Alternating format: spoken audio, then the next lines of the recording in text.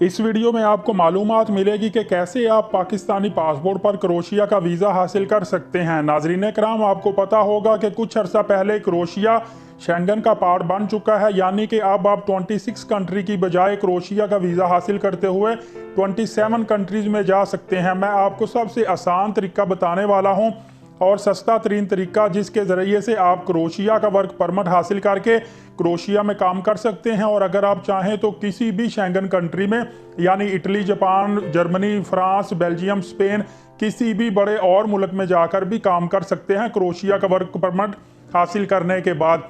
अब मैं आपको बताता हूं कि क्रोशिया में बहुत ज़्यादा जॉब्स की डिमांड क्यों हुई है। उसकी सबसे बड़ी वजह यह है कि क्रोशिया शेंगन का पार्ट बन चुका है। अब इसमें बड़ी तादाद में कंस्ट्रक्शन शुरू हो गई है और टूरिज़्म भी बड़ी तादाद में यहाँ पे आना शुरू हो गई है। मतलब जिन लोगों के पास शेंगन का वीज़ा था वो अब क्रोशिया में भी टूर करने के लिए आना शुरू हो गए हैं, जिसकी वजह से क्रोशियन गवर्नमेंट को सबसे बड़ा मसला लेबर का बना है।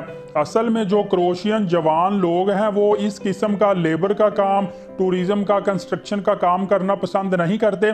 पहली बात तो ये है कि वो बहुत कम अपने कंट्री में काम करते हैं, वो यूरोप के किसी और कंट्री में चले जाते थे। अब तो उनके लिए मज़ीद और भी किसी और कंट्री में जाना आसान हो चुका है, इसीलिए वो अपने मुल्क में बहुत कम काम करते हैं। जो लोग यहाँ पे काम करते हैं वो एग्जीक्यूटिव लेवल पे, मैनेजर लेवल पे काम कर रहे होते हैं। इसीलिए इस कंट्री को फॉरेन कंट्री से, एशिया से, पाकिस्तान, इंडिया, बांग्लादेश, दुबई से, सऊदी अरबिया से, नेपाल से लोगों को बुलाना पड़ता है। यही वजह है कि बहुत बड़ी तादाद में क्रोशिया की जो गवर्नमेंट है वो वीज़े दे रही है। आपको सबसे आसान तरीका बताता चलूँ, वीडियो आखिर तक देखिएगा ताकि आपको मुकम्मल मालूमात मिल सके कि आपने पाकिस्तान में रहते हुए कैसे वीज़ा हासिल करना है। इससे इंडिया, बांग्लादेश, नेपाल के लोग भी मुस्तफ़ीद हो सकते हैं।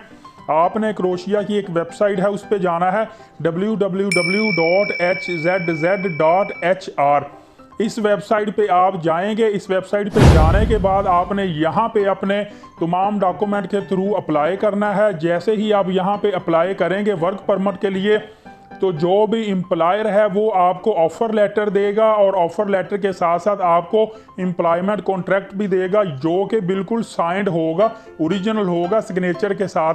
और उसके बाद हो सकता है आपसे वो डॉक्यूमेंट में ड्राइविंग लाइसेंस भी रिक्वायर करे। अगर ड्राइविंग लाइसेंस आपसे रिक्वायर करता है तो ड्राइविंग लाइसेंस आपका मोफा से, मतलब कि मिनिस्ट्री ऑफ फॉरेन अफेयर से टेस्टेड होना ज़रूरी होगा। इसके साथ साथ आपको पुलिस करैक्टर सर्टिफिकेट भी देना पड़ेगा और इनको लीगलाइज भी करवाना पड़ेगा, क्योंकि ये लीगलाइज करवाने से अब स्टाइल हो जाते हैं, मतलब कन्फर्मेशन हो जाती है कि ये बिल्कुल ओरिजिनल डॉक्यूमेंट है। और पुलिस करैक्टर सर्टिफिकेट के बारे में बताता चलूं, अगर आपका कंट्री कोई और, मिसाल के तौर पर आप पाकिस्तानी नेशनल है लेकिन आपको दुबई या सऊदी अरबिया में 1 साल से ज़्यादा रहते हुए हो गया है, तो आपको पाकिस्तान से भी पीसीसी प्रोवाइड करना पड़ेगा। और सेम आपको दूसरे कंट्री जहां पे 1 साल से ज़्यादा हो चुका है वहां से भी आपको पुलिस करैक्टर सर्टिफिकेट प्रोवाइड करना पड़ेगा।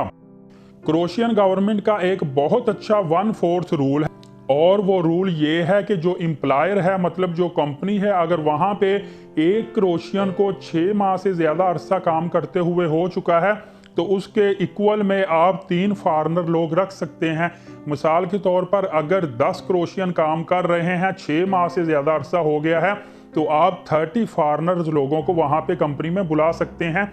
यही वजह है कि क्रोशिया में बहुत सारी हाई डिमांड जॉब्स हैं, जिसके लिए ये जो मैंने वेबसाइट दी है इसके थ्रू भी आप अप्लाई कर सकते हैं और बहुत सारे फॉरेनर्स को वीज़ा भी मिल रहा है। इसके साथ साथ आपको बताता चलूँ कि जब आपको एम्प्लॉय कॉन्ट्रैक्ट और आपको ऑफर लेटर मिल जाएगा, उसके बाद आपने अपनी फ़ाइल जमा करवानी होती है VFS ग्लोबल में।